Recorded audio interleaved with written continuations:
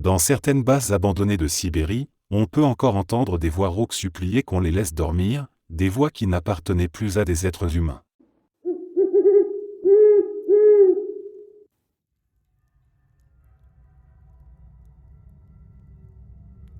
Dans un petit village de la région de Tver, à l'été 1978, vivait une fillette de 9 ans nommée Katia Morozova.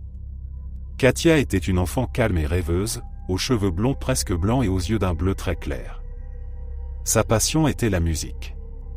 Elle apprenait le piano depuis l'âge de 5 ans avec une vieille professeure du village, mais l'instrument familial, un upright soviétique fatigué, avait les touches jaunies et une sonorité terne. Katia rêvait d'un vrai piano à queue, rouge comme ceux qu'elle avait vus sur les photos des salles de concert de Moscou. Un après-midi doux, alors qu'elle se promenait seule le long de la rivière, elle découvrit quelque chose d'incroyable. À moitié enfoui dans les roseaux, sur la berge opposée, gisait un piano à queue d'un rouge vif, presque écarlate, comme s'il avait été peint la veille. Il était magnifique, avec des courbes élégantes et des touches d'ivoire impeccables. Aucune égratignure, aucune trace de rouille malgré l'humidité ambiante. Katia traversa la rivière en relevant sa robe et s'approcha, émerveillée. Elle effleura les touches. Le son qui en sortit était pur, riche, envoûtant, comme si l'instrument était accordé à la perfection. Katia s'assit sur le tabouret qui se trouvait miraculeusement à côté et commença à jouer une petite pièce qu'elle connaissait par cœur. À sa grande surprise, dès les premières notes, une seconde mélodie se joignit à la sienne, jouée par des mains invisibles. C'était une harmonie complexe, belle et mélancolique, qui complétait parfaitement sa propre partition. Katia n'eut pas peur. Au contraire, elle se sentit comprise pour la première fois, comme si quelqu'un jouait enfin avec elle, pour elle. Chaque jour après l'école, Katia revenait au piano rouge. Elle traversait la rivière, s'installait, et jouait. Toujours, la présence invisible l'accompagnait, ajoutant des variations de plus en plus sophistiquées. Parfois, elle entendait une respiration légère près de son épaule. Parfois, elle sentait un courant d'air froid sur sa nuque. Mais la musique était si belle qu'elle fermait les yeux et se laissait emporter. Sa mère remarqua vite le changement. Katia rentrait tard, les yeux brillants, les doigts rougis d'avoir trop joué. Elle parlait sans cesse d'un « ami » qui jouait mieux qu'elle, qui lui apprenait des morceaux qu'elle n'avait jamais étudiés. Inquiète, la mère suivit sa fille un soir et découvrit le piano rouge au bord de l'eau. Elle hurla à Katia de ne plus jamais y toucher, que c'était sûrement un objet volé ou maudit abandonné là par des criminels. Mais Katia refusa d'obéir. Elle revint le lendemain, et tous les jours suivants. Au bout de 3 semaines, Katia commença à changer physiquement. Sa peau devint plus pâle, presque translucide. Ses yeux prirent une teinte rougeâtre autour des iris. Elle dormait à peine, répétant sans cesse qu'elle devait finir le morceau avec son ami. Une nuit, elle se leva en pleine obscurité, sortit de la maison en chemise de nuit et marcha jusqu'à la rivière sous la lune. Le lendemain matin, les villageois retrouvèrent le piano rouge, toujours impeccable. Katia était assise sur le tabouret, les mains posées sur le clavier, le regard fixé sur les touches. Elle ne respirait plus. Son corps était froid comme la pierre, mais son visage portait un sourire serein, presque extatique. Quand on tenta de la déplacer, on s'aperçut que ses doigts étaient littéralement collés aux touches, comme si la laque rouge les avait absorbés. Le plus terrifiant vint ensuite. Les hommes du village décidèrent de détruire l'instrument. Ils le sortirent de l'eau avec des cordes, le traînèrent sur la berge et commencèrent à le frapper à coups de hache. Mais les lames rebondissaient ou se brisaient. Le bois semblait plus dur que l'acier. Finalement, ils le poussèrent dans le courant pour qu'il soit emporté. Le piano flotta un moment, puis s'enfonça lentement, comme aspiré par le fond. Depuis ce jour, les habitants du village évitent cette partie de la rivière. Mais par les nuits calmes d'été, quand l'eau est basse, certains affirment entendre une mélodie lointaine, douce et triste, qui monte des profondeurs. Une mélodie jouée à 4 mains, celle d'une petite fille et celle d'une présence qui, enfin, n'est plus seule.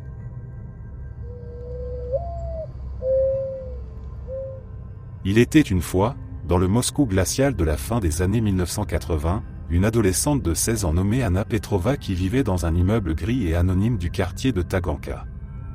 Anna était une élève sérieuse, passionnée de littérature, et elle passait souvent ses soirées à la bibliothèque centrale pour enfants, un bâtiment majestueux aux colonnes blanches qui contrastait avec la morosité ambiante de l'ère Brejnev. Ce soir-là, le 12 novembre 1987, une tempête de neige précoce s'était abattue sur la ville.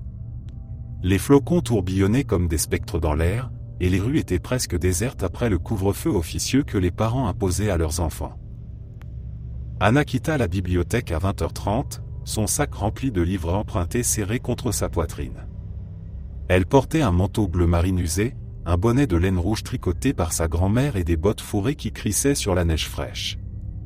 Le trajet jusqu'à chez elle durait normalement 20 minutes à pied, mais ce soir-là, le froid mordant et le vent violent la faisaient avancer plus lentement.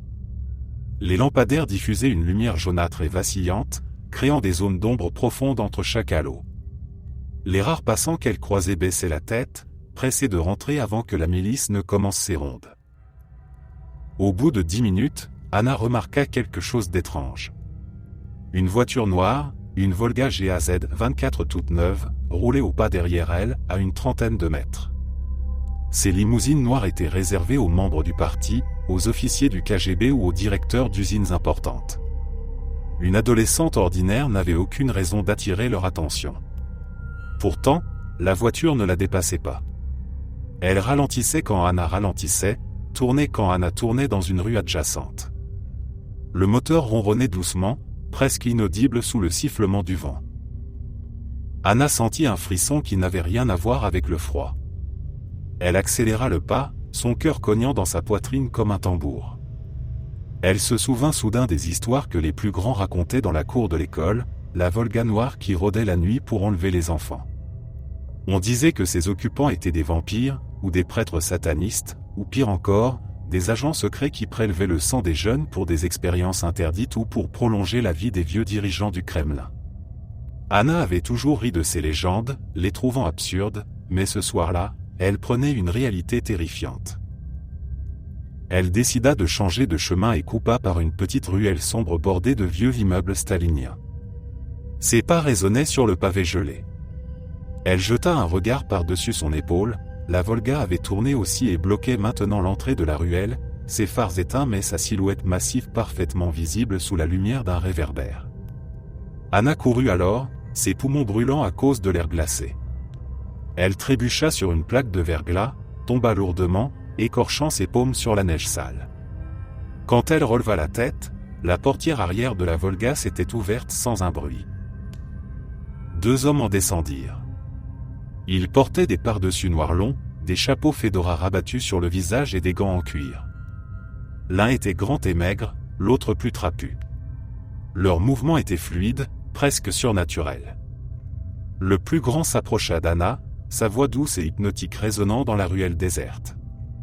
Il lui proposa gentiment de la ramener chez elle, disant qu'il était dangereux pour une jeune fille de marcher seule par ce temps.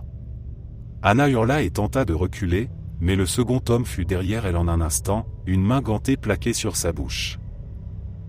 Ils la soulevèrent sans effort et la portèrent jusqu'à la voiture. À l'intérieur, l'odeur était suffocante, un mélange de cuir neuf, de tabac froid et d'autres choses, quelque chose de métallique et organique qui rappelait le sang. Les sièges étaient recouverts d'un tissu rouge sombre, presque noir sous la faible lumière. Anna se débattit furieusement, griffant et mordant, mais l'homme maigre sortit une seringue remplie d'un liquide translucide et la piqua dans son cou. Le monde devint flou, les sons s'assourdirent, et elle sombra dans l'inconscience. Quand Anna reprit connaissance, elle était attachée sur une table métallique froide dans une pièce sans fenêtre, éclairée par une unique ampoule nue qui pendait du plafond. Les murs étaient couverts de carrelage blanc sale, tachés par endroits de brun rouille. Autour d'elle, des machines anciennes bourdonnantes, des tubes en verre et des poches de sang suspendues. Les 2 hommes étaient là, mais ils avaient retiré leurs chapeaux. Leur peau était d'une pâleur maladive, leurs yeux injectés de rouge, leurs lèvres presque violettes.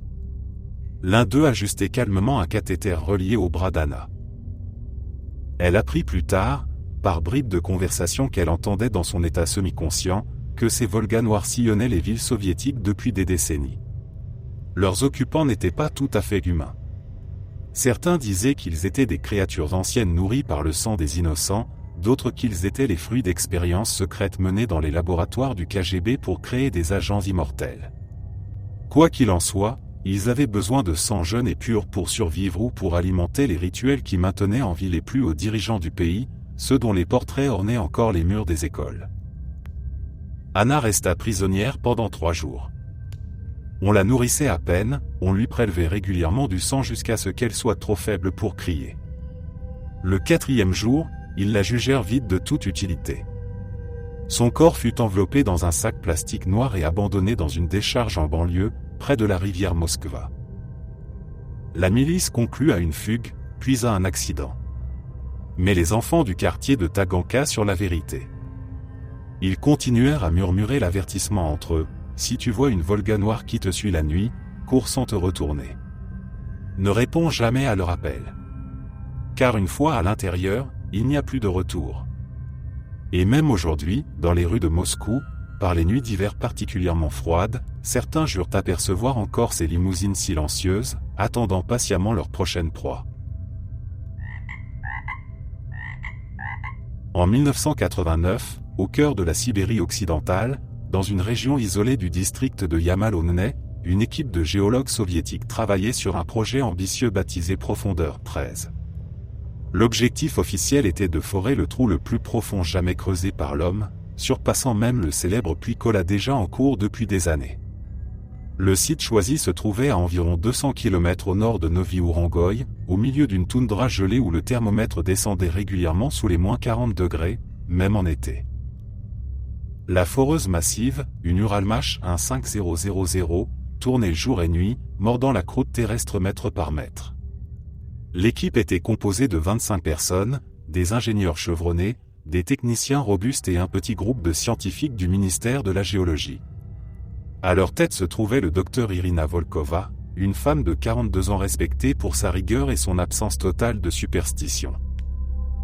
Le forage progressait plus vite que prévu. À 12 km de profondeur, ils avaient déjà battu tous les records précédents. Les carottes extraites révélaient des couches géologiques inattendues, des roches datant de plusieurs milliards d'années. L'excitation était palpable dans le camp. Mais à mesure que la foreuse descendait, des incidents étranges commencèrent à se produire. D'abord, les instruments de mesure thermique devinrent fous. Alors que la température aurait dû augmenter progressivement avec la profondeur, les sondes indiquèrent une hausse brutale à partir de 11 km, plus de 1000 degrés Celsius, bien au-delà de ce que la théorie prédisait. Les techniciens pensèrent à une défaillance, remplacèrent les capteurs, mais le phénomène persista. Puis vint le son. Au début, ce n'était qu'une vibration sourde captée par les microphones ultrasensibles installés le long du trépan. Les ingénieurs l'attribuèrent au frottement naturel de la roche. Mais au 13e kilomètre, le bruit changea. Il devint plus structuré, plus rythmé. Certains y virent des échos de cavités souterraines, d'autres des interférences mécaniques. Le docteur Volkova ordonna de continuer. Le 14 septembre 1989, à 3 heures du matin heure locale, la foreuse traversa une couche particulièrement dure et pénétra soudain dans une cavité immense. Le câble se détendit brutalement, le trépan tomba de plusieurs mètres avant de se stabiliser. Les écrans de contrôle affichèrent une température ambiante de plus de 1100 degrés dans la poche ainsi découverte. Mais le pire était ailleurs. Les microphones, toujours actifs, captèrent alors quelque chose d'impossible. D'abord un grondement sourd, comme un tonnerre lointain. Puis des cris. Des milliers, des millions de cris humains se superposant en un chœur de souffrance absolue. Des hurlements de douleur, des gémissements, des supplications dans toutes les langues imaginables. Les voix semblaient venir de très loin et pourtant être tout près, comme si le puits s'était ouvert directement sur un abîme de tourments. Dans la cabine de contrôle, les techniciens devinrent livides. L'un d'eux, un jeune ingénieur nommé Dmitri, vomit sur le tableau de bord. Une opératrice hurla que les voix prononçaient son nom, qu'elle connaissait ses péchés d'enfance. Le docteur Volkova, pour la première fois de sa carrière, perdit son calme légendaire. Elle ordonna l'arrêt immédiat du forage et la récupération du matériel. Mais il était déjà trop tard. Une chaleur infernale remonta soudain par le puits, faisant fondre les joints des tuyaux et transformant l'air autour de la plateforme en fournaise. Une odeur de soufre et de chair brûlée envahit le site. Des ombres noires, indistinctes, semblèrent danser dans la vapeur qui s'échappait du trou. Plusieurs ouvriers jurèrent avoir vu des formes humaines se tordre dans les gaz brûlants, des silhouettes aux membres déformés qui tendaient des bras suppliants vers la surface. Le chaos dura près de 20 minutes. Quand tout se calma, 9 personnes avaient disparu. Leurs corps ne furent jamais retrouvés, seulement leurs vêtements calcinés éparpillés autour du puits. Les enregistrements audio, récupérés avant que le système ne fonde complètement, furent immédiatement confisqués par le KGB arrivé sur place en hélicoptère moins de 6 heures plus tard. Le site fut scellé, le puits comblé avec des tonnes de béton armé. Officiellement, un accident géothermique causé par une poche de gaz surchauffé.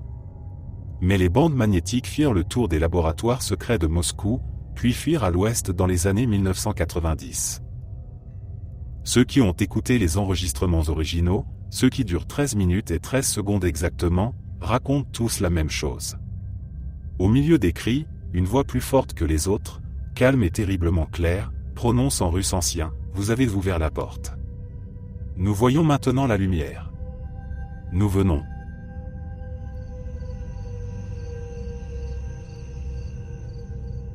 Dans un immeuble khrouchtchevien de 9 étages à Leningrad, en 1982, vivait une famille ordinaire composée des parents, Elena et Sergei Ivanov, et de leurs 2 enfants, une fille de 12 ans nommée Svetlana et son petit frère Misha, âgé de 7 ans. Ils occupaient un appartement de 3 pièces au 5e étage, avec vue sur une cour intérieure grise où les enfants jouaient entre les cordes à linge et les bacs à sable rouillés. Un jour de printemps, Elena décida de rafraîchir l'appartement. Elle avait économisé pendant des mois pour acheter du tissu au marché central et confectionner elle-même de nouveaux rideaux. Au rayon des tissus d'ameublement, une vieille vendeuse lui proposa un rouleau de velours noir profond, presque absorbant la lumière, à un prix incroyablement bas. Elena hésita. Le noir était inhabituel pour une chambre d'enfant, mais le tissu était d'une qualité exceptionnelle, épais, doux, et il bloquerait parfaitement la lumière des nuits blanches de l'été. Elle en acheta assez pour les 2 fenêtres de la chambre des enfants. Elle passa une semaine à coudre les rideaux avec soin, doublés d'une toile blanche pour plus d'opacité. Quand ils furent enfin accrochés, l'effet était saisissant. La chambre, autrefois baignée d'une lumière claire, devint sombre et feutrée même en plein jour. Svetlana et Misha protestèrent d'abord, disant que c'était trop sombre pour jouer, mais Elena leur promit qu'ils s'habitueraient et qu'ils dormiraient mieux. La première nuit, rien d'anormal ne se produisit. Mais la deuxième nuit, Svetlana se réveilla en sursaut vers 3 heures du matin. Elle avait l'impression que quelqu'un respirait près de son lit. Dans l'obscurité totale créée par les rideaux, elle ne voyait absolument rien. Elle appela doucement son frère, mais Misha dormait profondément. Le souffle continua, lent et régulier, comme celui d'une personne âgée ou malade. Terrifiée, Svetlana alluma la lampe de chevet. La pièce était vide. Le souffle s'arrêta net. Le lendemain, elle raconta l'incident à sa mère, qui rit et dit qu'elle avait dû rêver.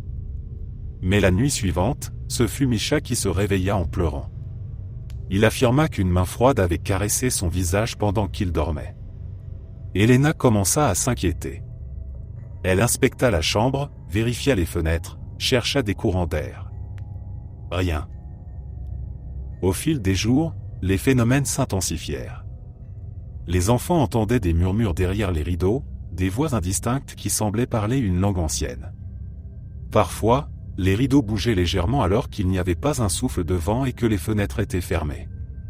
Svetlana remarqua que les plis du tissu formaient parfois des silhouettes, un visage ridé, une main tendue, un corps recroquevillé.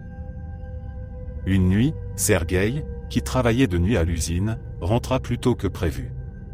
En passant devant la chambre des enfants, il entendit un bruit de froissement intense. Il ouvrit la porte brutalement et alluma la lumière. Les rideaux étaient gonflés comme s'ils étaient soulevés par un vent violent, bien que tout soit immobile. Au centre du tissu, une forme humaine se dessinait clairement, comme si quelqu'un se tenait derrière et appuyait de toutes ses forces pour traverser. Sergueï hurla et arracha les rideaux d'un coup sec.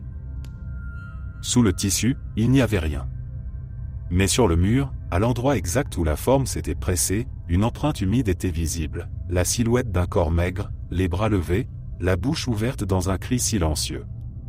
L'empreinte disparut en quelques minutes, comme absorbée par le plâtre.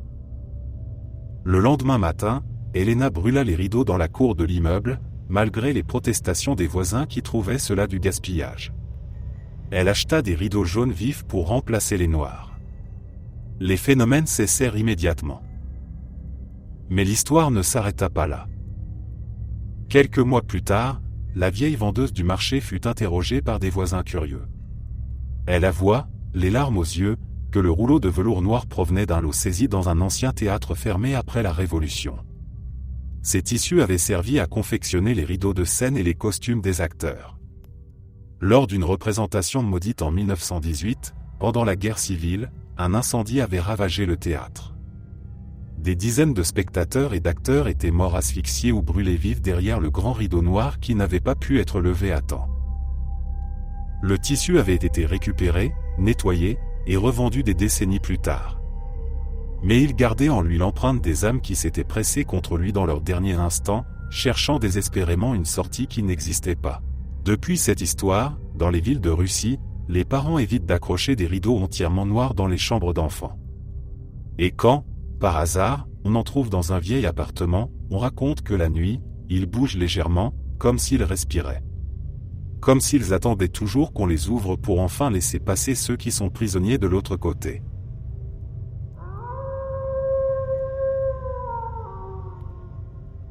Dans les années 1970, au cœur d'un grand camp de pionniers nommé Artek II, situé sur les rives escarpées de la mer Noire en Crimée, des milliers d'enfants venaient chaque été pour vivre l'expérience collective idéale du communisme.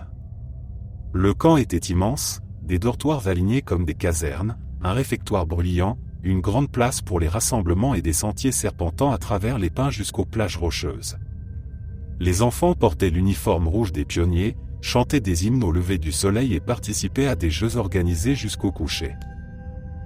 Un soir d'août 1976, lors de la 3e rotation de l'été, un groupe de garçons du dortoir numéro 7 décida de tester leur courage en racontant des histoires effrayantes après l'extinction des feux. Ils étaient une douzaine, âgés de 10 à 13 ans, allongés sur leurs lits superposés dans l'obscurité. L'un d'eux, un garçon de Moscou nommé Andreï, raconta la légende du « petit cercueil sur roulette ». Selon lui, dans certains camps, un minuscule cercueil en bois noir, pas plus grand qu'une boîte à chaussures, apparaissait la nuit dans les couloirs. Il roulait tout seul sur de petites roues grinçantes, sans que personne ne le pousse. Quiconque le voyait était condamné à mourir dans l'année. Les autres rirent nerveusement, traitant Andreï de menteur, mais l'ambiance devint lourde. Vers minuit, alors que le silence s'était enfin installé, un bruit faible mais distinct résonna dans le couloir, clic-clac, comme des roues minuscules sur le linoléum usé. Les garçons se figèrent sous leur couverture. Le bruit s'approcha lentement, passant devant leur porte sans s'arrêter, puis continua vers le fond du dortoir. Le lendemain matin, personne n'osa en parler au moniteur. Mais la nuit suivante, le même bruit revint. Cette fois, il s'arrêta juste devant la porte du dortoir 7. Les garçons retinrent leur souffle. Après un long silence, la porte grinça légèrement, comme si quelque chose de léger l'avait poussée. Andreï, qui occupait le lit près de la porte, jura plus tard avoir vu, dans la faible lumière de la veilleuse du couloir, un petit objet noir rectangulaire entrer lentement dans la pièce. Il mesurait environ 50 cm de long, brillait faiblement comme du bois verni, et possédait 4 petites roues métalliques qui tournaient encore. L'objet roula jusqu'au centre de la pièce, fit un demi-cercle parfait, puis ressortit aussi silencieusement qu'il était entré. Le lendemain, un des garçons du groupe, un enfant calme nommé Vitya, tomba malade. Il avait de la fièvre, des vomissements, et se plaignait de voir des ombres noires autour de son lit. Les moniteurs l'envoyèrent à l'infirmerie du camp. 3 jours plus tard, on annonça qu'il avait succombé à une méningite foudroyante. Les médecins dirent que c'était une tragédie imprévisible. Les autres garçons étaient terrifiés. Ils supplièrent les moniteurs de les changer de dortoir, mais on les accusa d'avoir inventé des histoires pour semer la panique. Pourtant, le petit cercueil revint chaque nuit pendant une semaine. À chaque apparition, il s'arrêtait un peu plus longtemps, comme s'il choisissait sa prochaine victime. Un deuxième garçon, puis un troisième, tombèrent gravement malades et furent évacués. Aucun ne survécut. La direction du camp finit par réagir. Une nuit, ils installèrent 2 monitrices armées de lampes dans le couloir pour surprendre les farceurs. Mais quand le bruit recommença, les femmes virent elles-mêmes le petit cercueil noir rouler seul sous leurs yeux. Elles hurlèrent, laissant tomber leurs lampes. Le lendemain, le camp fut partiellement évacué sous prétexte d'une épidémie. Des années plus tard, d'anciens pionniers racontèrent que le cercueil provenait d'une tragédie plus ancienne. En 1937, pendant les Grandes Purges, le site des Artek II avait servi temporairement de prison pour enfants de traîtres à la patrie. Des dizaines de petits, âgés de 5 à 10 ans, avaient été fusillés dans les bois voisins. L'un d'eux, une fillette de 8 ans, avait été placée vivante dans un minuscule cercueil fabriqué à la hâte avant d'être enterrée. Depuis, son esprit cherchait ses camarades perdus, roulant éternellement dans les couloirs des camps de pionniers à travers tout le pays.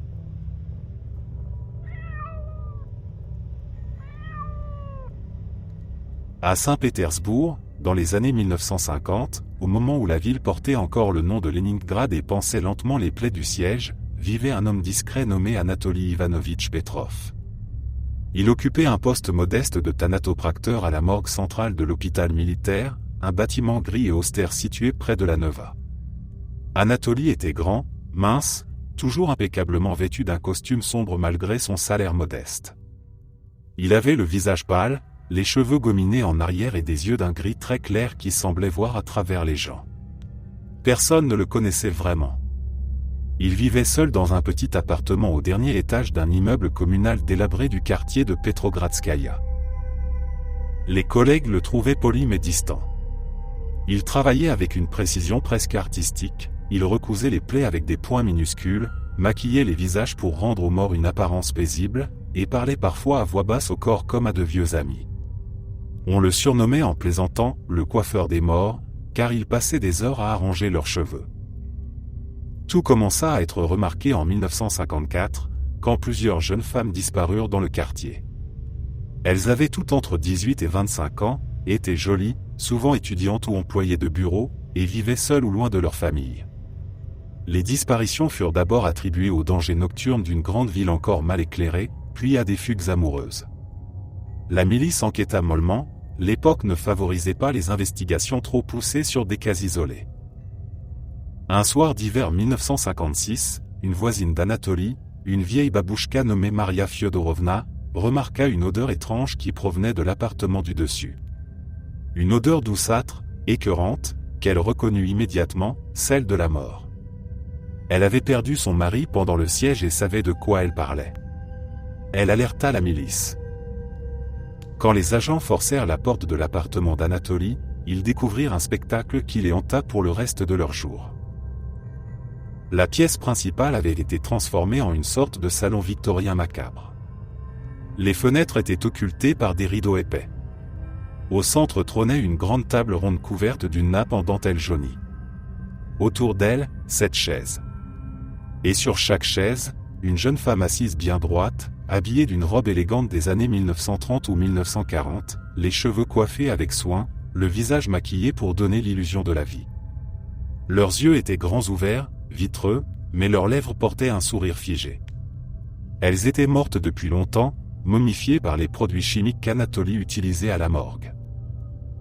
Dans la chambre, il y en avait 5 autres, assises sur un canapé ou debout près d'une bibliothèque remplie de livres de poésie. Toutes portaient des bijoux anciens, des colliers de perles, des broches en or. Certaines tenaient une tasse de thé vide à la main. L'appartement était impeccablement propre, sans la moindre trace de décomposition visible. Anatoly avait perfectionné une technique pour conserver les corps presque intacts, les vidant, les traitant avec des solutions de formol et de cire, puis les rhabillant comme des poupées grandeur nature. Anatoly fut arrêté sur place. Il ne résista pas. Il expliqua calmement aux enquêteurs qu'il organisait des soirées avec ses invités. Il mettait de la musique sur un vieux gramophone, leur parlait de littérature, leur servait du thé imaginaire et dansait parfois avec elles. Il disait qu'elles étaient plus belles ainsi, figées dans leur jeunesse éternelle, et qu'elles ne le quittaient jamais comme les vivantes l'avaient fait. Sa mère était morte quand il était enfant, et depuis, il ne supportait pas l'idée de la séparation. Le procès fut bref et tenu à huis clos. Anatoly Ivanovitch Petrov fut condamné à mort et exécuté en 1957. Les corps furent rendus aux familles quand elles purent être identifiées, certains ne le furent jamais. Mais l'histoire ne s'arrêta pas là. Des années plus tard, dans les années 1980, des étudiants qui occupaient l'ancien appartement rénové commencèrent à rapporter des phénomènes étranges. Ils entendaient de la musique de gramophone la nuit, des pas légers de femmes en talons sur le parquet, des rires étouffés. Plusieurs locataires successifs jurèrent avoir vu, au détour d'un couloir sombre, une silhouette féminine élégante debout près de la fenêtre, immobile, le visage pâle et souriant. Aujourd'hui encore, l'immeuble existe. Les habitants évitent de parler de l'ancien locataire du dernier étage. Et quand une jeune femme disparaît sans raison dans les rues de Saint-Pétersbourg, certains vieux du quartier murmurent que le collectionneur n'est peut-être pas vraiment parti. Qu'il attend patiemment, quelque part dans l'ombre, la prochaine invitée pour compléter sa réunion éternelle.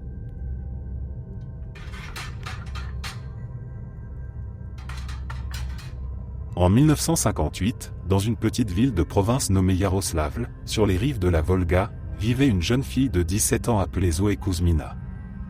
Zoé était connue dans toute la ville pour sa beauté éclatante, des cheveux noirs bouclés qui cascadaient jusqu'à la taille, des yeux verts perçants et un sourire qui faisait tourner les têtes des garçons du lycée. Mais elle était aussi célèbre pour son caractère rebelle et son mépris affiché pour tout ce qui touchait à la religion. Dans l'Union soviétique athée officielle, cela ne choquait personne outre mesure, mais Zoé poussait la provocation plus loin que les autres. Elle se moquait ouvertement des icônes que certaines grand-mères conservaient encore en secret, traitait les prêtres de charlatans et refusait catégoriquement d'assister aux réunions des jeunesses communistes quand elles incluaient des discours moraux. Dans la maison familiale, accrochée au mur du salon, se trouvait une vieille icône de Saint Nicolas le thaumaturge, héritage de l'arrière-grand-mère. Elle était petite, noircie par le temps, mais les yeux du saint semblaient toujours suivre ceux qui passaient devant. Zoé détestait cette icône. Elle disait qu'elle lui donnait la chair de poule et menaçait souvent de la jeter au feu. Un soir de décembre, pendant la préparation du Nouvel An, les parents de Zoé organisèrent une petite fête avec des amis. L'alcool coulait à flots, la musique retentissait sur le pick-up, et tout le monde dansait dans le salon. Zoé, un peu ivre de vin doux, décida de faire un spectacle. Elle grimpa sur une chaise, décrocha l'icône du mur et déclara d'une voix forte : « Regardez-moi ce vieux barbu ridicule. Il ne peut même pas m'empêcher de danser avec lui. » Sous les rires gênés de certains et les applaudissements des plus jeunes, elle commença à valser à travers la pièce en tenant l'icône contre elle comme un partenaire de danse. Elle tournoyait de plus en plus vite, chantant une chanson païenne improvisée, défiant le saint de la foudroyer s'il existait vraiment. Soudain, au milieu d'un tour, Zoé s'arrêta net. Son visage se figea dans une expression de surprise absolue. Ses bras restèrent levés, l'icône toujours serrée contre sa poitrine. Elle ne bougea plus. Pas un cil, pas un souffle. Les invités crurent d'abord à une plaisanterie, puis hurlèrent quand ils réalisèrent qu'elle était devenue dure comme de la pierre. Ses parents la touchèrent, sa peau était froide, rigide, aussi résistante que du marbre. Elle était littéralement pétrifiée, debout au centre du salon, les yeux grands ouverts fixant un point invisible au-dessus des têtes. Les médecins appelés en urgence ne purent rien expliquer. On parla d'une forme inconnue de catalepsie, d'un choc nerveux extrême, mais aucun traitement ne fonctionna. Zoé ne respirait plus, ne clignait plus des yeux, pourtant elle restait debout, parfaitement équilibrée, sans jamais tomber. Les autorités locales, embarrassées par cet incident qui sentait le miracle religieux, ordonnèrent de la transférer discrètement dans un hôpital de Moscou. Là, pendant 333 jours exactement, Zoé resta exposée dans une salle isolée, toujours dans la même position, l'icône collée contre son cœur. Des scientifiques vinrent l'examiner, prirent des radiographies, tentèrent des stimulations électriques. Rien ne la fit bouger. Sa peau devint progressivement grise, comme si la pierre la gagnait de l'intérieur. Des rumeurs circulèrent parmi les infirmières, certaines juraient que, la nuit, les yeux de Zoé suivaient ceux qui entraient dans la pièce, ou qu'une larme unique coulait parfois sur sa joue de marbre. Au 334e jour, sans aucun signe avant-coureur, Zoé s'effondra soudain au sol. Elle reprit vie comme si elle se réveillait d'un long sommeil. Elle était faible, désorientée, mais vivante. L'icône tomba de ses mains et se brisa en 1000 morceaux. Zoé ne se souvint de rien, sauf d'un rêve interminable où elle dansait dans une lumière blanche, entourée de figures silencieuses qui la regardaient avec tristesse. Après sa guérison, Zoé changea radicalement. Elle devint pieuse, fréquenta les églises clandestines, et refusa à jamais de parler de cette nuit-là. Elle vécut jusqu'à un âge avancé, mais emporta son secret dans la tombe.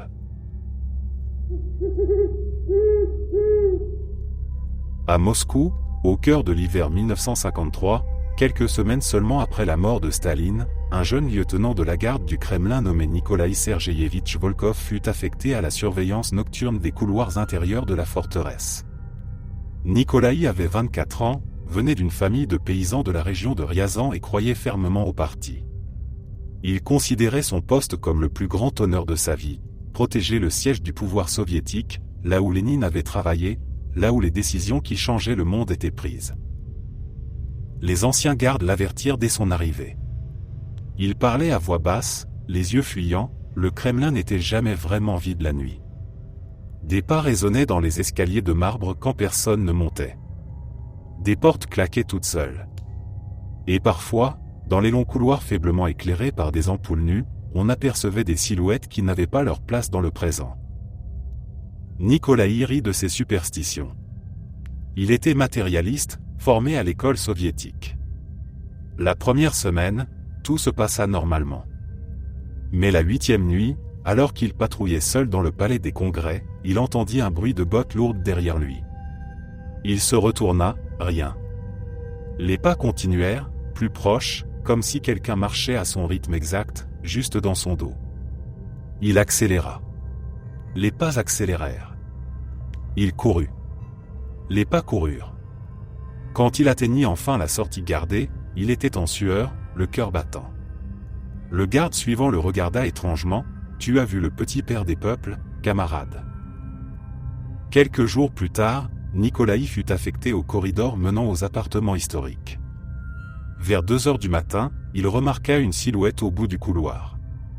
Un homme petit, trapu, vêtu d'une tunique militaire grise, les mains dans le dos, marchant lentement en regardant les portraits accrochés au mur. Nikolaï reconnut immédiatement les traits célèbres, le visage bourru, la moustache épaisse. C'était Staline. Pourtant, le dictateur était mort et embaumé depuis des semaines. Nikolaï hurla « Halte !» Qui va là ? La silhouette s'arrêta, se tourna lentement. Les yeux étaient noirs, vides, comme 2 puits sans fond. Puis elle reprit sa marche et traversa littéralement un mur massif, là où se trouvait autrefois une porte condamnée. Nikolaï resta figé jusqu'à la relève. Les apparitions se multiplièrent. Un autre garde jura avoir vu Lénine assis à son ancien bureau dans le Sénat, écrivant furieusement sur des papiers qui n'existaient pas. Un troisième raconta qu'Ivan le Terrible, en armure ancienne tachée de sang, avait descendu l'escalier rouge en traînant une hache derrière lui, laissant une trace humide sur les marches. Mais le pire arriva en 1961, lors du transfert du corps de Staline hors du mausolée. Cette nuit-là, tous les gardes en service dans le Kremlin rapportèrent la même chose, un hurlement inhumain qui semblait venir des murs eux-mêmes, suivi d'un froid glacial dans tout le bâtiment. Les lumières vacillèrent. Les portes des anciennes prisons du sous-sol claquèrent simultanément. Et dans la salle du Conseil suprême, les chaises autour de la grande table ronde bougèrent toutes seules, comme si des personnes invisibles prenaient place pour une réunion éternelle. Nikolaï, qui était toujours en poste, vit alors quelque chose qu'il n'oubliera jamais. Dans le couloir des tsars, une procession fantomatique passa devant lui, Ivan le Terrible en tête, suivi de Nicolas II et de sa famille en vêtements ensanglantés, puis Lénine, Staline et d'autres figures floues, visages de dirigeants oubliés ou exécutés. Ils marchaient en silence, les yeux fixés droit devant, comme s'il se rendait à un jugement final. Après cette nuit, Nikolaï demanda sa mutation. Il ne parla jamais officiellement de ce qu'il avait vu, mais dans ses vieux jours, il confia à son petit-fils que le Kremlin n'était pas seulement le cœur politique de la Russie. C'était aussi sa mémoire maudite. Chaque mur, chaque pierre gardait l'empreinte des crimes, des ambitions et des morts violentes qui avaient façonné le pays pendant des siècles. Aujourd'hui encore, les gardes du Kremlin, même à l'époque moderne, refusent souvent de faire des rondes seules la nuit. Et quand un nouveau président s'installe ou qu'une grande décision est prise, certains disent que les pas recommencent dans les couloirs déserts. Comme si les anciens maîtres des lieux venaient vérifier que le pouvoir, ce pouvoir qu'ils ont tous perdu un jour, continue malgré tout à être exercé. Car au Kremlin, personne ne part vraiment. Ils restent tous, attendant dans l'ombre, que le prochain rejoigne leur assemblée silencieuse et éternelle.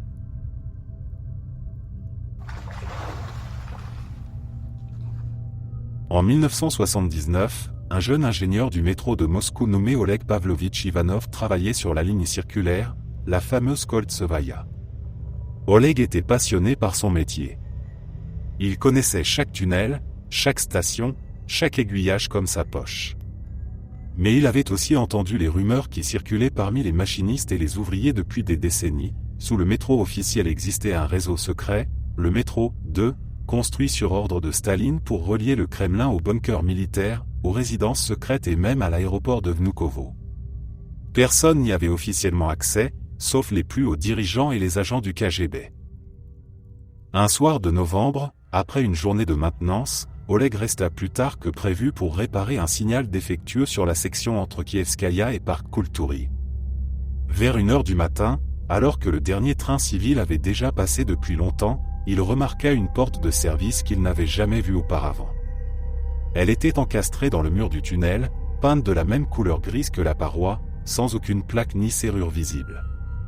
Curieux, il posa la main dessus. La porte s'ouvrit sans bruit, révélant un escalier descendant en spirale dans l'obscurité. Oleg alluma sa lampe torche et descendit. L'air était plus froid, plus sec. Les marches étaient en béton lisse, sans trace d'usure. Au bout d'une 50aine de mètres, il déboucha sur un quai impeccable, éclairé par des lampes fluorescentes qui fonctionnaient encore. La station était magnifique, marbre blanc veiné de rouge, colonnes dorées, lustre en cristal. Une plaque indiquait en lettres cyrilliques élégantes, Palais Sovetski. Mais cette station n'existait sur aucune carte. Un train argenté, silencieux, aux vitres teintées de noir, était garé le long du quai. Les portes étaient ouvertes. À l'intérieur, les sièges étaient recouverts de velours rouge sombre, et l'air sentait le cuir neuf. Oleg monta, fasciné. Le train démarra tout seul, sans conducteur visible. Il roula lentement dans un tunnel immaculé, passant devant d'autres stations tout aussi luxueuses, Bunker 42, Résidence Kuntsevo, Commandement suprême. À un moment, le train ralentit et s'arrêta dans une station plus sombre. Les portes s'ouvrirent sur un quai désert. Oleg descendit pour regarder. Là, il vit quelque chose qui le glaça, des silhouettes humaines immobiles, alignées contre le mur. Des dizaines d'hommes et de femmes en uniforme militaire ou civil des années 1940 et 1950, le visage pâle, les yeux grands ouverts. Ils ne bougeaient pas, ne respiraient pas, mais ils semblaient vivants, figés dans l'attente. Certains tenaient des mallettes, d'autres des journaux jaunis datant de l'époque stalinienne. Oleg remonta précipitamment dans le train. Mais les portes se refermèrent avant qu'il n'atteigne sa voiture. Le convoi redémarra dans l'autre sens. Cette fois, les vitres n'étaient plus teintées. À travers elles, Oleg vit défiler des scènes impossibles, des salles de laboratoire où des scientifiques en blouse blanche travaillaient sur des machines inconnues, des hangars remplis de véhicules blindés couverts de poussière, des chambres cryogéniques où des corps flottaient dans des cuves remplies de liquide bleu. Le train finit par revenir à la station Palais Sovetski. Oleg courut vers l'escalier, remonta en panique et referma la porte derrière lui. Elle disparut aussitôt, comme si elle n'avait jamais existé. Il ne parla à personne de ce qu'il avait vu pendant des années. Mais à partir de cette nuit, Oleg changea. Il devint nerveux, évitait certains tunnels. Il murmurait que le métro 2 n'était pas seulement un réseau secret pour les vivants. C'était aussi un tombeau pour ceux que le régime avait voulu effacer sans les tuer officiellement, des généraux tombés en disgrâce, des scientifiques jugés trop dangereux, des espions qu'on ne pouvait ni libérer ni exécuter. On les descendait là, on les droguait, on les plaçait dans les stations fantômes pour qu'ils attendent éternellement un ordre qui ne viendrait jamais.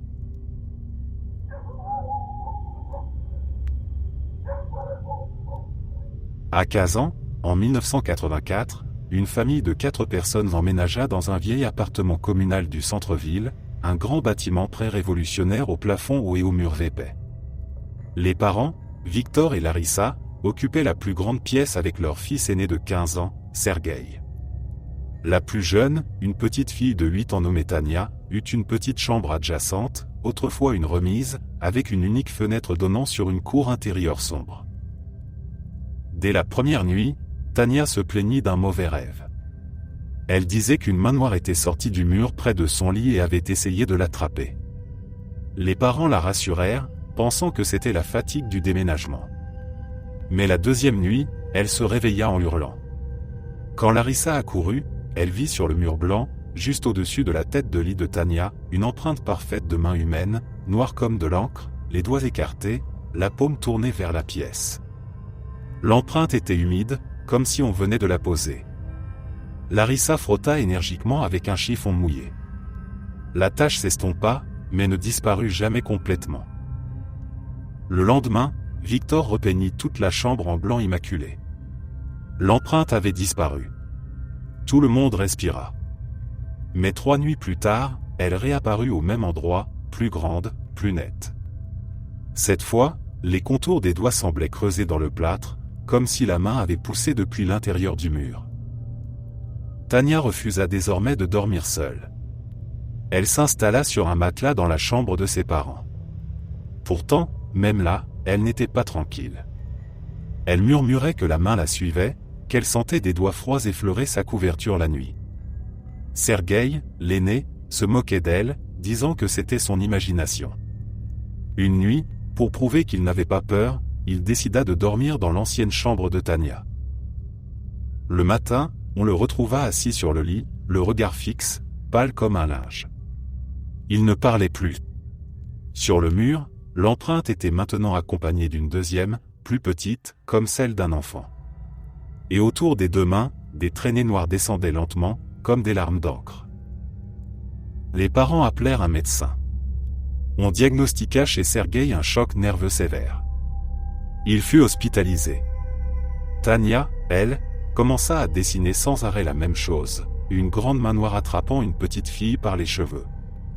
Elle disait que la main voulait l'emmener de l'autre côté, pour qu'elle ne soit plus jamais seule. Désespérés, Victor et Larissa interrogèrent les anciens locataires et les voisins. Une vieille femme du 3e étage leur raconta enfin l'histoire. Dans les années 1920, pendant la famine, une mère et ses 2 enfants avaient occupé cette même chambre. Le mari était mort à la guerre civile. La mère, devenue folle de faim, avait emmuré vivant ses enfants dans le mur pour ne plus entendre leurs pleurs, puis s'était pendue. Quand on avait découvert les corps des petits, leurs mains minuscules étaient encore plaquées contre le plâtre, cherchant désespérément une sortie. La main noire de la mère s'était imprimée plus haut, comme si elle les poussait vers l'intérieur. Depuis, chaque fois qu'une famille avec enfants emménageait dans cet appartement, la main réapparaissait. Elle commençait par une seule empreinte, puis cherchait une petite main pour l'accompagner. Quand elle en trouvait une, l'enfant tombait malade, devenait muet ou disparaissait dans son sommeil. Quelques cas avaient même fini par un décès inexpliqué, on retrouvait l'enfant froid dans son lit, une marque noire sur le cou ou le bras. Victor et Larissa quittèrent l'appartement en urgence, laissant presque tous leurs meubles derrière eux. Sergueï récupéra lentement, mais il ne parla plus jamais de cette nuit. Tania, elle, refusa toute sa vie de dormir près d'un mur nu. Elle exigeait toujours que son lit soit au centre de la pièce. L'appartement resta vide pendant des années. Puis, dans les années 2000, il fut rénové et loué à des étudiants. Les nouveaux locataires rirent des histoires des voisins. Mais un matin, on retrouva une jeune fille inerte dans la petite chambre. Sur le mur fraîchement repeint, 2 empreintes noires étaient visibles, une grande et une plus petite, paume contre paume, comme si elles s'étaient enfin rejointes. La chambre maudite est condamnée, la porte scellée. Mais les habitants des étages supérieurs disent que, certaines nuits, on entend un grattement léger derrière les murs, comme des ongles qui cherchent encore. Et si tu poses l'oreille contre le plâtre, tu peux percevoir une voix d'enfant qui murmure « Viens jouer avec nous, il fait noir de l'autre côté, mais on ne sera plus jamais seul. »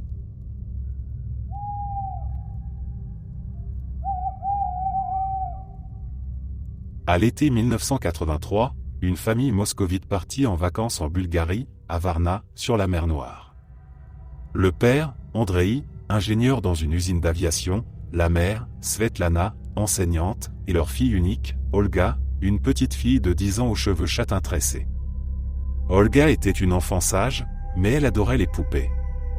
Elle en avait déjà une 20aine à la maison, toutes alignées sur une étagère dans sa chambre.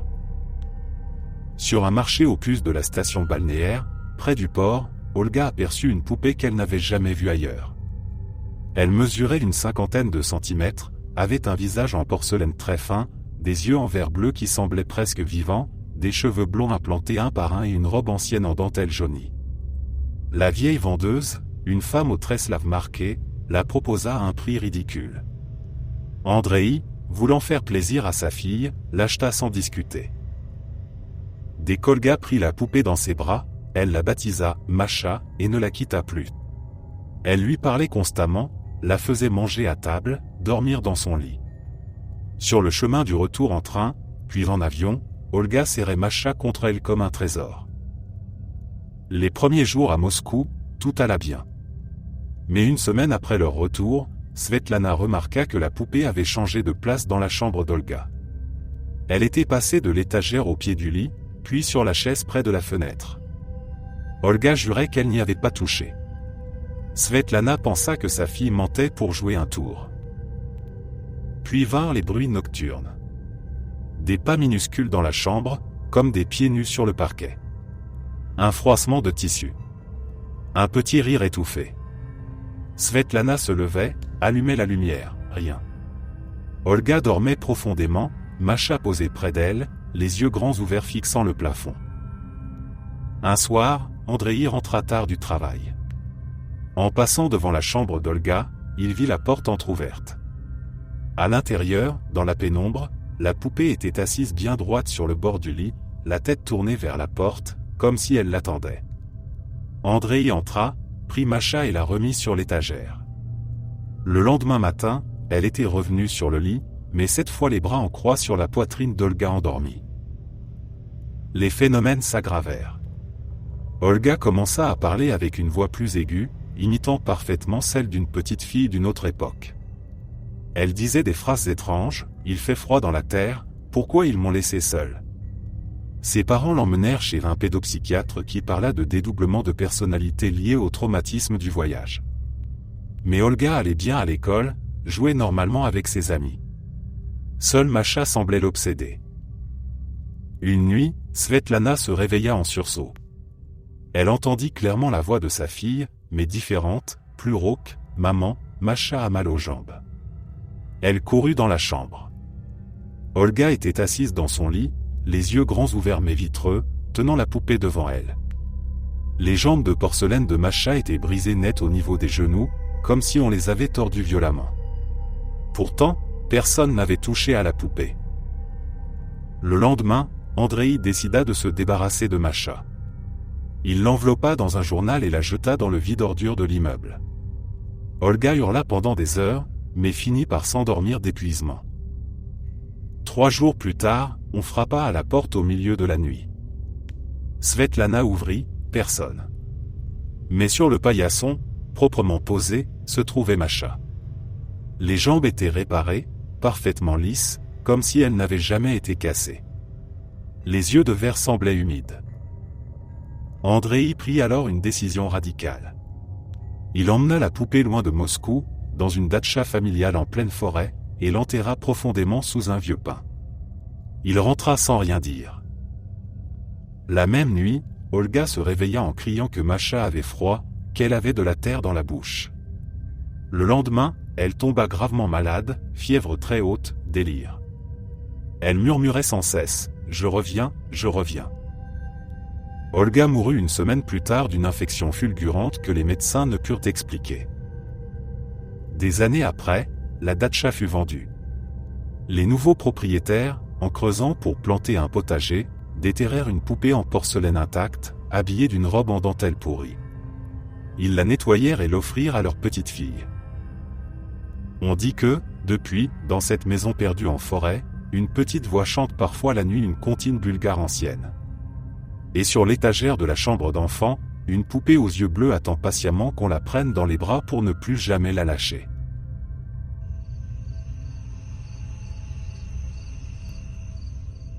À Ekaterinbourg, en 1987, vivait une femme de 35 ans nommée Natalia Petrovna Smirnova. Natalia était veuve depuis 5 ans. Son mari, un mineur, avait péri dans un effondrement de galerie dans l'Oural. Elle élevait seule sa fille unique, Katia, une adolescente de 14 ans timide et studieuse.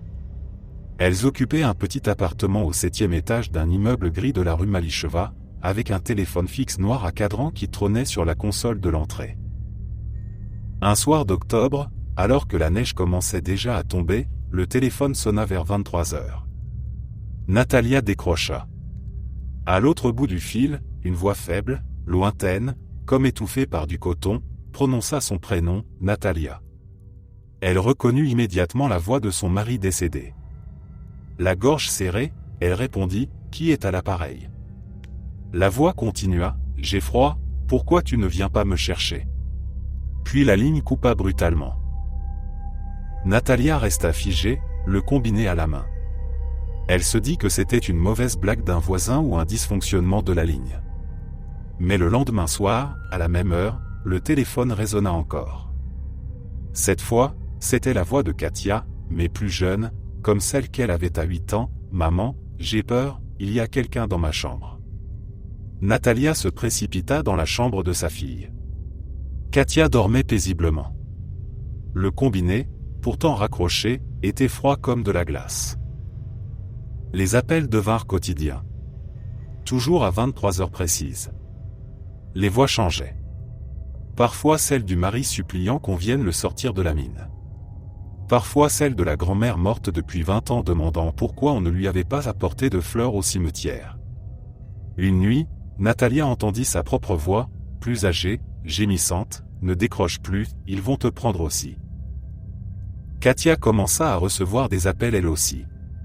Un soir, elle répondit et pâlit instantanément. Elle raconta à sa mère qu'elle avait entendu sa propre voix d'adulte lui dire « Ne sors pas demain soir. L'accident t'attend au carrefour. » Terrifiée, Natalia débrancha le téléphone. Mais le lendemain, alors qu'il était déconnecté, il sonna quand même.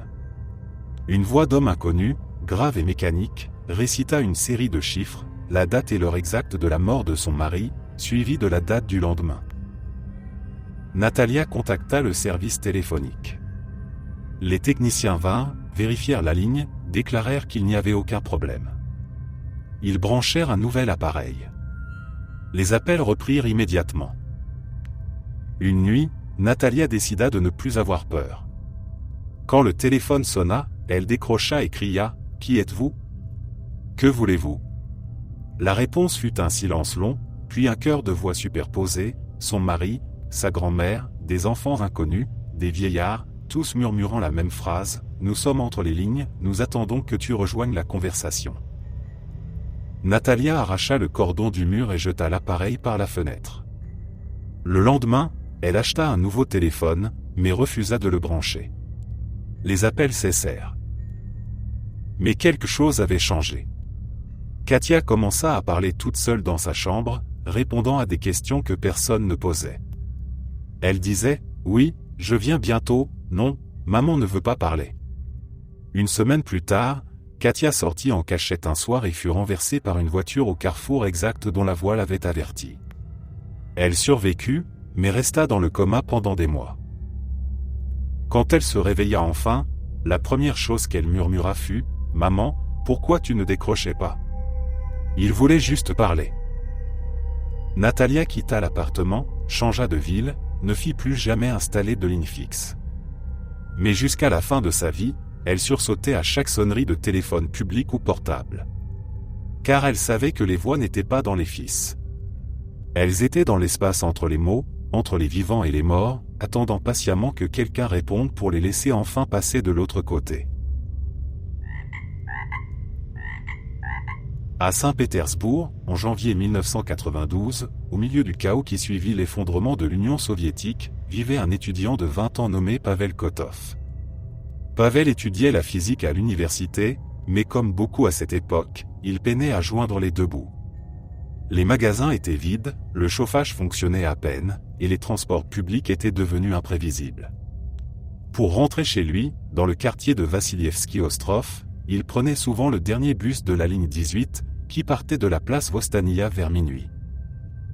Une nuit particulièrement froide, avec une température de moins 25 degrés et un vent cinglant venu de la Baltique, Pavel attendit à l'arrêt habituel. Les rues étaient désertes, les lampadaires diffusaient une lumière orangée sur la neige sale.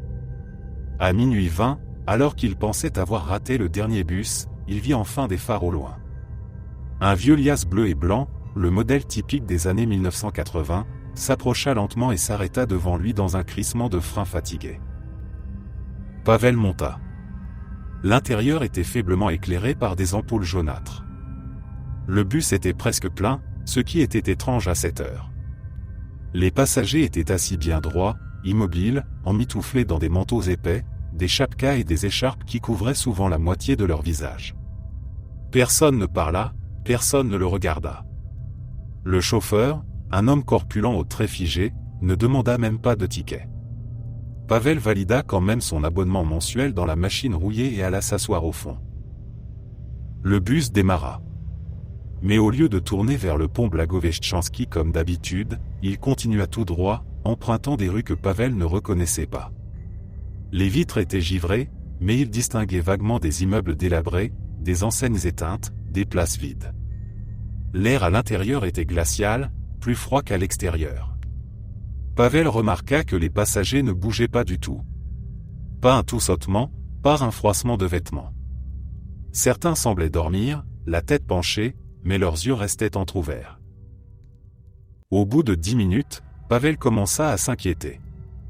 Il se leva et s'approcha du chauffeur. « Excusez-moi, camarade, où va ce bus ?» Aucune réponse. Le chauffeur gardait les yeux fixés sur la route, les mains crispées sur le volant. Pavel insista. Toujours rien. Il regarda alors plus attentivement les passagers. Sous les chapkas et les écharpes, les visages étaient pâles, presque gris, les lèvres bleuies. L'un d'eux, une vieille femme près de la fenêtre, avait les yeux complètement blancs, comme recouverts d'une pellicule de glace. Paniqué, Pavel appuya frénétiquement sur le bouton d'arrêt d'urgence. Rien ne se passa. Il hurla « Arrêtez le bus ! Laissez-moi descendre !» Le véhicule ralentit enfin et s'arrêta au milieu d'un pont désert, peut-être le pont Liteni. Les portes s'ouvrirent avec un sifflement pneumatique. Pavel bondit dehors et courut sans se retourner jusqu'à ce qu'il atteigne une rue habitée. Le lendemain, il raconta son histoire à ses camarades d'université. La plupart rirent, disant qu'il avait trop bu de vodka bon marché. Mais un professeur plus âgé, qui avait vécu le siège de Leningrad, pâlit et lui conseilla de ne plus jamais monter dans un bus qui n'avait pas de numéro visible sur le front. Pavel apprit alors la légende. Pendant le blocus de 1941 à 1944, quand la ville était encerclée par les Allemands et que la famine tuait des milliers de personnes chaque jour, certains bus continuaient à circuler pour transporter les cadavres vers les cimetières ou les fosses communes.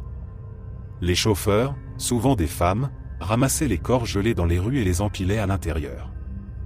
Un de ces bus, le numéro 18, avait disparu un soir d'hiver 1942 avec tous ses passagers, morts et son chauffeur. On ne l'avait jamais retrouvé. Depuis, par les nuits les plus froides, surtout en janvier, ce bus fantôme réapparaît. Il ramasse les voyageurs solitaires aux arrêts déserts, ceux qui attendent trop longtemps dans le froid.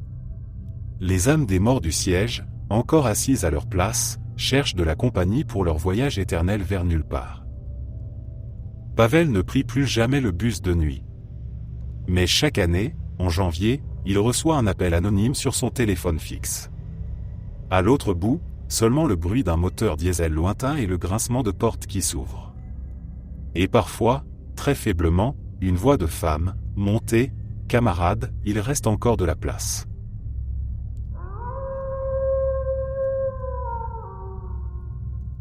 À Saint-Pétersbourg, sur la place du Sénat, trône depuis 1782 la célèbre statue équestre de Pierre le Grand, le cavalier de bronze, œuvre du sculpteur français Étienne Falconet. La légende veut que, tant que la statue reste à sa place, la ville soit protégée des invasions. Pendant le siège de Leningrad en 1941, les habitants la recouvrirent de sacs de sable et de planches pour la préserver des bombardements, et beaucoup jurèrent qu'elle avait sauvé la ville. Mais il existe une autre histoire, plus sombre, que les vieux pétersbourgeois se chuchotent depuis le XIXe siècle. En 1837, un jeune poète nommé Mikhaïl Lermontov, alors officier dans un régiment de la garde, rentrait ivre d'une soirée chez des amis. Il traversa la place déserte vers 3 heures du matin, sous une pluie fine d'automne. En passant devant la statue, il leva les yeux et, dans un élan moqueur, lança à voix haute « Et, toi là-haut, grand-père de bronze. Tu crois vraiment que tu domines cette ville? Viens donc me le prouver si tu en es capable. » Il éclata de rire, mais le rire s'étrangla dans sa gorge. Le cheval de bronze, qui d'habitude pointe une patte avant vers le ciel, sembla bouger imperceptiblement. Un craquement métallique résonna dans la nuit, comme si le bronze se réveillait. Mikhaïl recula, dégrisé d'un coup. Puis il courut jusqu'à son appartement sans se retourner. Le lendemain, il raconta l'incident à ses camarades officiers, qui se moquèrent de lui. Mais 3 nuits plus tard, un autre homme, un marchand nommé Ivan Petrovitch, traversa la même place après une partie de cartes tardive. Il n'était pas ivre, mais fatigué. En passant devant la statue, il marmonna pour lui-même, « Encore ce tsar à cheval qui nous regarde de haut. » Cette fois, plusieurs témoins dans les immeubles voisins jurèrent avoir entendu le même craquement sinistre. Le lendemain matin, on retrouva Ivan Petrovitch mort sur les pavés, le cou brisé, comme s'il avait été piétiné par un cheval. Aucune trace de roue ni de sabot autour de lui, seulement une empreinte profonde dans la boue, comme celle d'un immense pied de cheval. Depuis, les apparitions du cavalier de bronze se multiplièrent dans les récits. Toujours la nuit, toujours quand quelqu'un passe seul sur la place et montre du mépris ou de la moquerie envers la statue. Un étudiant en 1905, pendant les troubles révolutionnaires, cria des insultes contre les tsars. On le retrouva écrasé contre la grille, les côtes enfoncées. Une touriste allemande en 1932 rit trop fort en disant que la statue était « kitsch ». Elle fut découverte au petit matin au bord de la Neva, noyée, alors qu'elle ne savait pas nager et que le fleuve était à plusieurs centaines de mètres. Le plus célèbre cas eut lieu en 1985. Un chauffeur de taxi nommé Sergueï, connu pour son caractère provocateur, prit un client américain près de la place. L'Américain demanda à voir le cavalier de bronze. Sergueï ricana, « Cette vieille ferraille ? Pierre le Grand nous écrase depuis 300 ans. Si j'étais lui, je descendrais de mon cheval pour aller boire une vodka. » Le client rit. Sergueï continua à plaisanter tout le long du trajet. Cette nuit-là, plusieurs habitants de l'avenue Nevski entendirent un grondement sourd, comme un galop sur les pavés. Des vitres tremblèrent. Le lendemain, le taxi de Sergueï fut retrouvé encastré dans un mur près de la place, complètement broyé comme sous le poids d'un cheval géant. Sergueï était mort à l'intérieur, le corps écrasé. L'Américain, assis à l'arrière, n'avait qu'une égratignure. Il jura qu'il avait vu, dans le rétroviseur, une ombre immense poursuivre la voiture, un cavalier sans visage sur un cheval de bronze.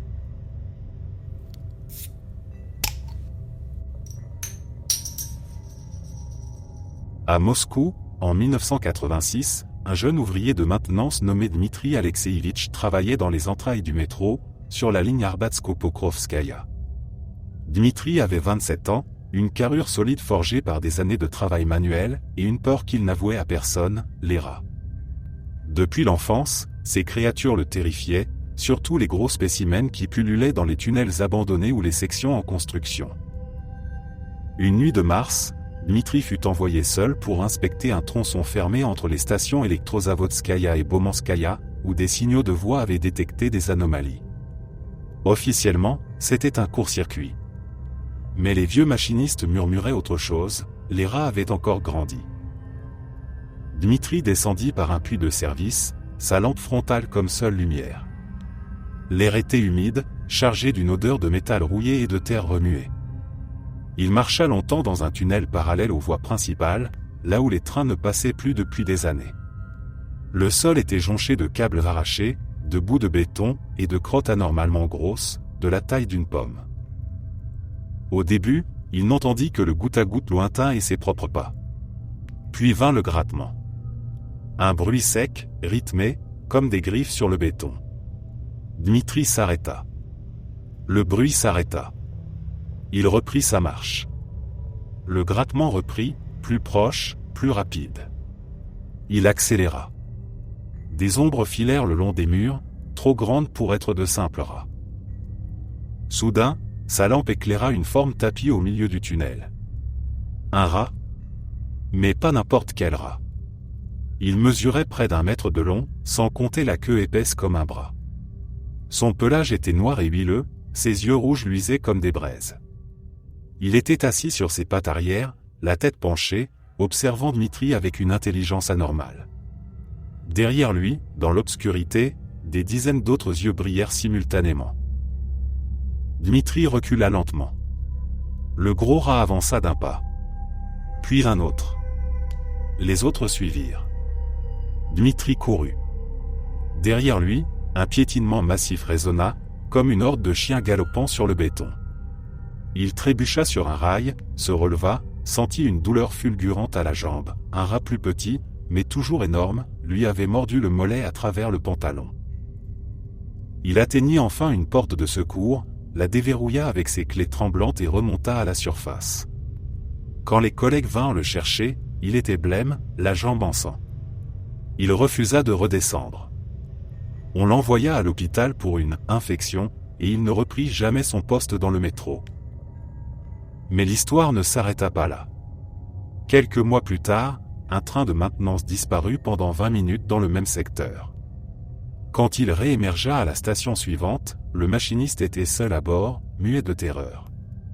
Les vitres étaient couvertes de traces de griffes et de sang. On trouva des lambeaux de vêtements et des os humains rongés dans les tunnels adjacents. Les rumeurs explosèrent parmi les employés du métro. On disait que pendant la construction des années 1930, des expériences secrètes avaient eu lieu dans les tunnels profonds, des radiations, des produits chimiques rejetés par les usines militaires, des déchets toxiques déversés en cachette. Les rats ordinaires, exposés pendant des générations, avaient muté. Ils étaient devenus plus grands, plus forts, plus organisés. Certains parlaient même de nids entiers, de galeries creusées par eux seuls, reliant les lignes officielles à des abysses inconnus sous la ville. Aujourd'hui encore, les travailleurs du métro de Moscou ont une règle non écrite: si tu entends un grattement trop fort dans un tunnel fermé, ou si tu vois des yeux rouges briller en groupe, fais demi-tour immédiatement. Ne reste jamais seul trop longtemps. Car les rats géants ne chassent plus seulement pour manger. Ils protègent leur territoire. Et ils se souviennent du goût de la chair humaine. Tard la nuit, les passagers des dernières rames jurent entendre, sous le bruit des roues, un autre bruit, un piétinement sourd, parallèle au train, comme si quelque chose de massif courait dans les tunnels obscurs à côté.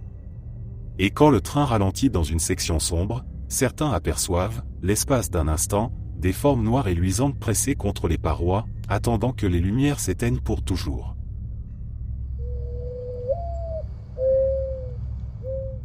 À Moscou, en 1835, le peintre Vladimir Borovikovski acheva un portrait commandé par un riche noble, celui de sa jeune épouse, Maria Lopoukina. Maria avait 23 ans, une beauté délicate et mélancolique, avec des cheveux noirs soyeux, une peau d'une pâleur translucide et des yeux sombres qui semblaient porter un secret. Elle posa pendant des semaines dans l'atelier du peintre, vêtue d'une robe blanche légère, assise parmi des roses fanées. Le tableau fut un chef-d'œuvre, la lumière douce, l'expression sereine, la vie presque palpable qui émanait de la toile. Mais peu après la fin des séances, Maria tomba malade. Une fièvre mystérieuse la consuma en quelques mois. Elle mourut en 1803, à peine un an après la naissance de sa fille. Le mari, inconsolable, accrocha le portrait dans le salon principal de leur palais moscovite et refusa qu'on le déplace jamais. Les années passèrent. Le palais changea de propriétaire plusieurs fois. À chaque fois, les nouveaux occupants remarquèrent quelque chose d'étrange. Les jeunes femmes qui vivaient sous le même toit que le portrait semblaient dépérir. Elles perdaient leur éclat, leur peau devenait pâle, leurs yeux s'enfonçaient, et beaucoup mouraient prématurément de maladies inexplicables, tuberculose, anémie, mélancolie fatale. En 1880, un collectionneur célèbre, Pavel Tretiakov, acquit le tableau pour sa galerie. Il l'exposa dans une salle dédiée aux portraits du XVIIIe siècle. Dès lors, les rumeurs explosèrent. Les visiteuses féminines, surtout les jeunes, se plaignaient de vertige devant le portrait. Certaines disaient que les yeux de Maria les suivaient dans la pièce. D'autres juraient que le visage changeait imperceptiblement, un sourire triste apparaissait, ou les lèvres pâlies semblaient murmurer. Une jeune étudiante en art, Sofia Androyevna, vint en 1905 pour copier le tableau. Elle passa des jours entiers devant la toile, fascinée par sa beauté. Elle nota dans son journal que Maria semblait vivante, qu'elle lui parlait parfois dans ses rêves. « Viens plus près, regarde comme je suis fatiguée d'être seule ici. » Sofia devint de plus en plus pâle, refusant de manger, répétant qu'elle voulait rejoindre Maria dans sa lumière. Elle mourut à 22 ans d'une faiblesse générale que les médecins ne purent expliquer. Au fil du XXe siècle, même après le transfert du portrait à la galerie Tretiakov actuelle, les gardiens accumulèrent les témoignages. Une guide des années 1960 remarqua que les roses peintes autour de Maria semblaient faner davantage certains jours, comme si la toile vieillissait par à-coups. Un restaurateur qui tenta de nettoyer la surface en 1980 tomba gravement malade et mourut d'un cancer fulgurant. La malédiction, disait-on, venait de Maria elle-même. Jalouse de la vie qu'on lui avait volée si jeune, elle aspirait l'énergie des femmes qui contemplaient trop longtemps son image. Plus une visiteuse était belle et jeune, plus le portrait l'attirait, comme un miroir maudit qui vole l'âme pour redonner des couleurs à la peinture. En 2001, une jeune femme nommée Anna vint visiter la galerie avec son fiancé. Elle resta hypnotisée devant le portrait pendant près d'une heure. Elle murmura à son compagnon, « Elle me ressemble, regarde, elle me fait signe. » Les semaines suivantes, Anna perdit l'appétit, sa peau devint translucide, ses cheveux ternes. Elle refusa tout traitement, disant qu'elle devait retourner auprès de Maria. Elle mourut 6 mois plus tard, à 24 ans, le visage paisible comme sur le tableau.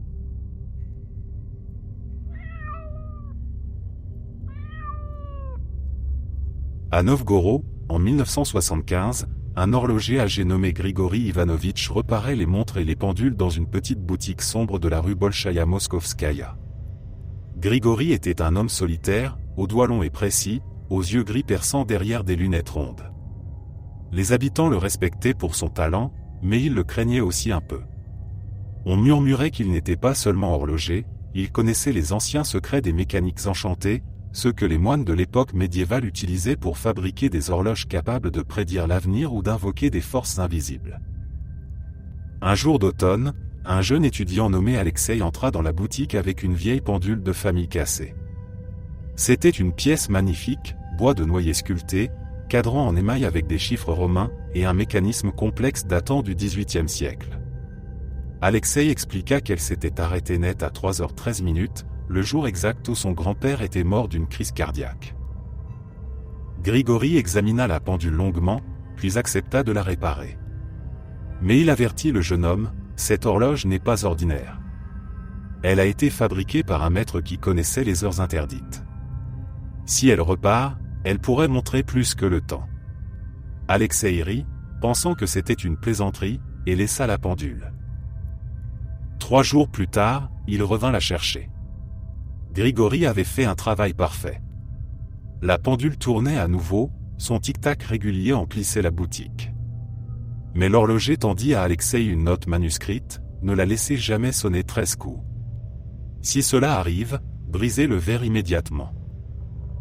Alexei installa la pendule dans sa chambre d'étudiant, sur la cheminée. Les premiers jours, tout alla bien. Elle donnait l'heure avec une précision incroyable. Mais une nuit, vers minuit, Alexei se réveilla en sursaut. La pendule sonnait. Pas 12 coups, mais 13. Un 13e coup plus grave, plus long, comme si le mécanisme avait ajouté une note impossible. Le lendemain, Alexei apprit qu'une guerre mineure avait éclaté dans un pays lointain, exactement à l'heure du 13e coup. Il haussa les épaules, pensant à une coïncidence. Mais les semaines suivantes, chaque fois que la pendule sonnait 13 coups, toujours la nuit, toujours à des heures différentes, une catastrophe suivait, un tremblement de terre, un accident d'avion, une épidémie annoncée aux informations. Alexei commença à avoir peur. Il essaya d'arrêter la pendule, mais elle repartait seule. Il la couvrit d'un drap, le tic-tac continuait, étouffé mais audible. Une nuit, après un 13e coup particulièrement retentissant, il rêva d'un vieil homme en robe noire, le visage caché par une capuche, qui tournait les aiguilles d'une immense horloge cosmique. L'homme murmura, « Le temps n'est pas linéaire. Je le plie pour voir ce qui vient. » Le lendemain, l'Union soviétique annonça des manœuvres militaires massives près des frontières occidentales. La tension mondiale monta d'un cran. Alexei courut chez Grigori. L'horloger pâlit en voyant la pendule. Il expliqua enfin la vérité, cette horloge avait été fabriquée au XVe siècle par un moine sorcier de Novgorod, condamné pour hérésie. Il avait enchanté le mécanisme pour qu'il prédise les grandes calamités. Chaque 13e coup ouvrait une brèche dans le voile du temps, laissant passer une vision du futur.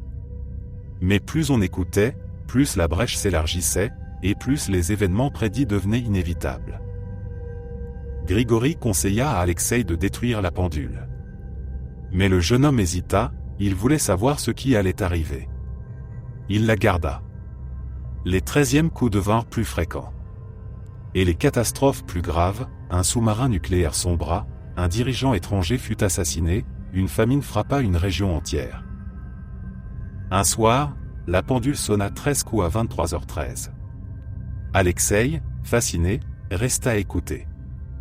Dans le silence qui suivit, il entendit une voix venue de l'intérieur du bois, « La prochaine fois, ce sera pour toi. » Il comprit enfin et brisa le verre avec un marteau. Le mécanisme s'arrêta net, les aiguilles se figèrent à 3h13. Mais il était trop tard.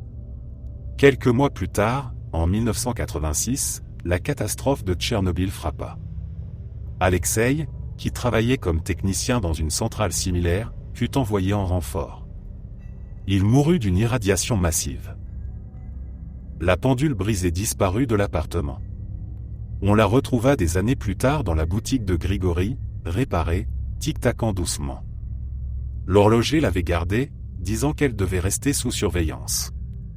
Il mourut en 1991, juste avant la chute de l'URSS, un événement que la pendule avait sonné 13 fois la veille.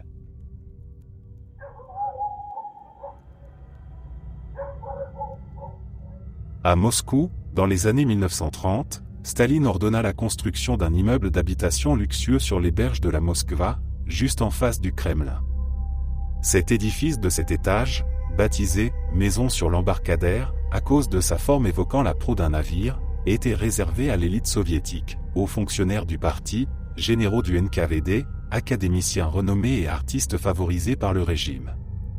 Les appartements étaient immenses, avec parquet en chêne, plafond haut, balcons donnant sur le fleuve et même des ascenseurs fonctionnant parfaitement, un luxe inimaginable pour le reste de la population. Mais dès le début, les habitants remarquèrent quelque chose d'étrange. La nuit, des cris étouffés résonnaient dans les conduits d'aération. Des pas lourds marchaient dans les couloirs déserts. Les portes claquaient toutes seules. Et surtout, par les fenêtres des derniers étages, on voyait parfois des silhouettes immobiles sur les balcons voisins, même quand les appartements étaient vides. En 1937, au plus fort des grandes purges, la maison devint un piège mortel. Presque chaque nuit, des voitures noires du NKVD s'arrêtaient devant l'entrée. Des hommes en uniforme arrachaient les locataires à leur sommeil, les traînaient dans les escaliers, les faisaient monter dans les véhicules sans un mot. Femmes, enfants, vieillards, personne n'était épargné. Beaucoup étaient exécutés immédiatement au sous-sol du bâtiment, dans une pièce insonorisée spécialement aménagée. Les corps étaient chargés dans des camions et emportés vers des fosses communes en périphérie. Les appartements vidés étaient immédiatement réattribués à de nouveaux « promus » du régime. Une famille particulièrement touchée fut celle du maréchal Mikhaïl Toukhatchevski. Sa femme et ses enfants furent arrêtés dans leur appartement du 5e étage. On dit que sa fille aînée, Svetlana, âgée de 16 ans, hurla si fort en étant traînée dans l'escalier que le cri résonna pendant des minutes dans tout l'immeuble. Le lendemain, l'appartement fut nettoyé à la hâte et occupé par un nouveau commissaire. Après la guerre, les phénomènes s'intensifièrent. Les nouveaux locataires, toujours des privilégiés, mais moins terrifiés, commencèrent à rapporter des visions précises. Une femme se réveilla en entendant frapper à sa porte à 3 heures du matin. Elle ouvrit, personne. Mais dans le couloir, une longue file de personnes en pyjama, les mains liées dans le dos, descendaient lentement l'escalier, le regard vide. Au milieu, elle reconnut le visage d'une ancienne voisine disparue des années plus tôt. Un académicien célèbre, vivant au 6e étage, jura avoir vu, depuis son balcon, des silhouettes se jeter une à une dans le vide, sans un cri. Le lendemain, on retrouva un collègue suicidé au pied de l'immeuble, un homme qui n'habitait même pas là. Dans les années 1970, une jeune actrice du théâtre Bolchoï emménagea avec son mari. Une nuit, elle se leva pour boire de l'eau et trouva sa cuisine remplie de monde. Des dizaines de personnes en vêtements des années 1930 étaient assises autour de la table, buvant du thé dans des tasses invisibles, parlant à voix basse. Quand elle alluma la lumière, la pièce était vide. Mais les chaises étaient encore tièdes. Le pire arriva en 1981. Un haut fonctionnaire du parti, connu pour son athéisme militant, organisa une fête dans son grand appartement. Vers minuit, tous les invités entendirent un hurlement déchirant venant des murs. Les lumières s'éteignirent. Quand elles se rallumèrent, le fonctionnaire était debout au centre du salon, les yeux exorbités, répétant sans cesse « Ils sont là, ils sont tous là ». Il fut interné en hôpital psychiatrique et ne parla plus jamais. Aujourd'hui, la maison sur l'embarcadère existe toujours, restaurée, habitée par des oligarques et des diplomates. Les appartements se vendent à prix d'or. Mais les agents immobiliers omettent de mentionner que, certaines nuits d'automne, quand le brouillard monte de la Moskva, les balcons se remplissent de silhouettes immobiles qui regardent vers le Kremlin. Et dans les ascenseurs, entre 2 étages, on entend parfois des pleurs d'enfants ou le bruit de bottes descendant les escaliers pour l'éternité.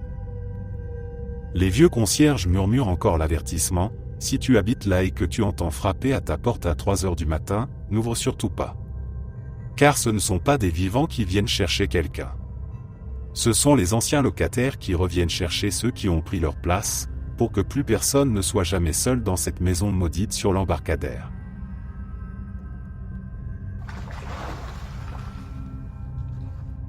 En 1943, au plus fort de la Grande Guerre patriotique, dans un complexe souterrain secret enfoui sous les montagnes de l'Oural, loin des fronts et des regards indiscrets, un groupe de scientifiques soviétiques reçut l'ordre direct du NKVD de développer une méthode pour maintenir les soldats éveillés indéfiniment.